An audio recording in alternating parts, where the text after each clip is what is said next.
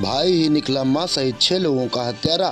सीतापुर के रामपुर मथुरा में एक ही परिवार के 6 लोगों की हत्या के मामले में सनसनीखेज खुलासा हुआ है। आईजी रेंज लखनऊ तरुण गाबा के मुताबिक इस हत्याकांड को किसी और ने नहीं बल्कि मृतक अनुराग सिंह के भाई अजीत सिंह ने अंजाम दिया था। 5 दिन की तफ्तीश के बाद पुलिस ने अजीत को गिरफ्तार कर लिया है। गौरतलब है कि हत्यारोपी अजीत सिंह ने अपने पिता के ही अवैध तमंचे से इस हत्याकांड को अंजाम दिया था। दरअसल अजीत को पता था कि पिता का तमंचा मां के पास रहता था। उसने पहले इस तमंचे को मां के पास से गायब कर दिया और फिर खौफनाक वारदात कर डाली।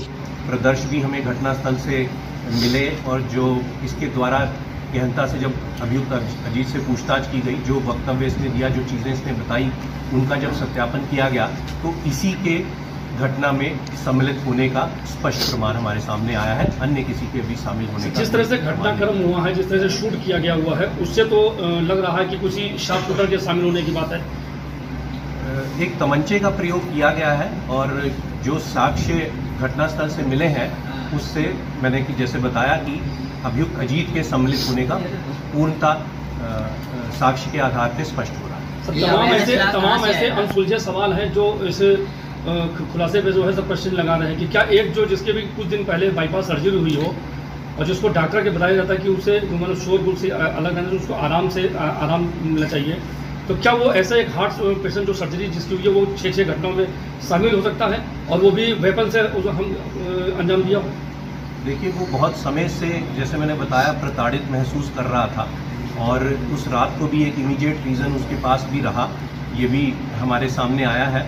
और जो भी एविडेंसेस घटनास्थल से प्राप्त हुई और जो और छानबीन की गई उससे मैंने बताया कि पर्याप्त साक्ष्य हमारे पास है कि उसके द्वारा ये घटना को कारित किया गया। ये अवैध असलाह जो इसमें प्रयोग किया गया उसके द्वारा, ये इसके संबंध में कुछ आपने जानकारी ली, कहाँ से उसके पास आया? हाँ, उसके बारे में छानबीन की गई है। वो उसके पास घर में पहले से मौजूद था जिसकी जानकारी उसके द्वारा दी गई है और अभी विवेचना प्रचलित है। अभी अन्य बिंदुओं पे और भी छानबीन की। सर, आखिरी सवाल, कितनी टीमों ने कितने घंटे तक ये जांच कर निष्कर्ष निकाला है?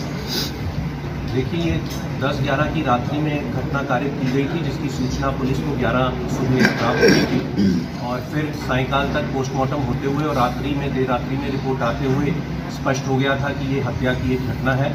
और इसके बाद पिछले 5 दिनों में विभिन्न टीमें इसमें सम्मिलित रही हैं। सर्विलांस टीम, एसओजी टीम, थाने की टीम, स्पेशलाइज्ड टीम जो विशेषज्ञों की थी, उन सब लोगों ने इसमें अपना योगदान दिया। सीन भी रिक्रिएट कराया गया और सभी साक्ष्य एकत्रित करके ये तथ्य सामने आए हैं जिसके अनुसार आगे की विधिक कार्रवाई की जाएगी। पोस्टमार्टम रिपोर्ट आ जाने के बाद और उससे पहले मौका वारदात कुल कितने कार्ट्रिजेस मिले हैं? पोस्टमार्टम हो जाने के बाद जो रिकवर माल पोटली में आया या मौके पे मिले, कितने हैं कुल कार्ट्रिजेस, कितने मिले?